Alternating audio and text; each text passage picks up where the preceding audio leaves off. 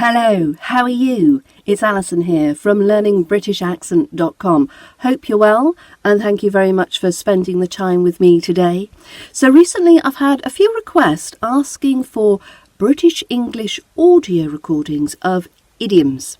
So I thought I'd put together a very short series of different idioms grouped together in various themes, so you can watch and listen and practice your own RP British accent with.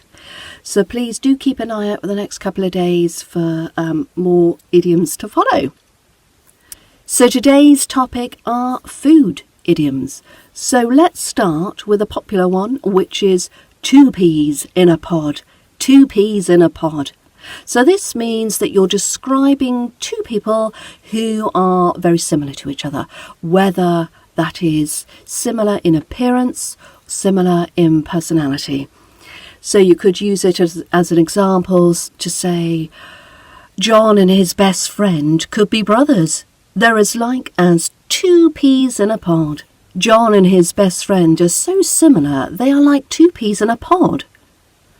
Now, the origin of this saying isn't quite as bonkers as it first seems, because when you look at peas, if you open up a pod, they are really similar in appearance. They're the same colour, the same size. So to extrapolate this and use this as a more interesting way of describing people's similarities is not so far-fetched, and it's quite an interesting way. Apparently, it's quite an old phrase and can have versions date back to the 16th century. Also, as peas in a pod are also closely packed together, you could use this idiom to describe people or things that are packed in tightly, or to suggest that they are close or inseparable. So that's peas in a pod. Now we'll look at to go bananas. To go bananas. Now, the meaning of this idiom is to become very angry and mad at something. I'm not clear as to how this idiom came about, as it's obviously got very little to do with bananas. But however, I used this very idiom the other day when I was describing to my friend how I was made to go bananas that afternoon. I was in my kitchen. I happened to look out of my kitchen window, and to my horror, I saw the neighbour's dog running around my garden with one of my chickens in its mouth. And as you can imagine, I went bananas.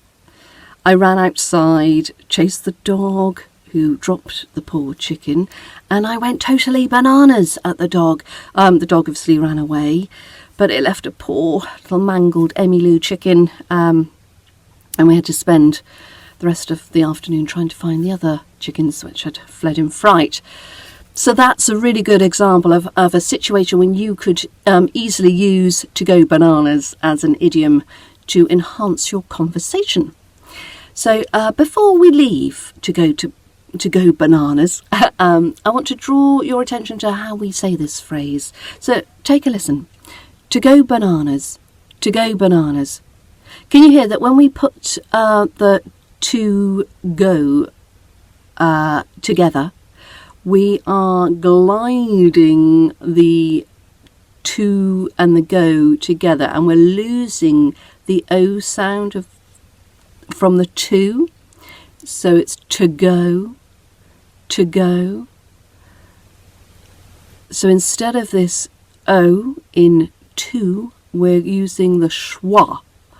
To go, to go. To go, to go. Okay, so we're swapping the schwa sound with that O.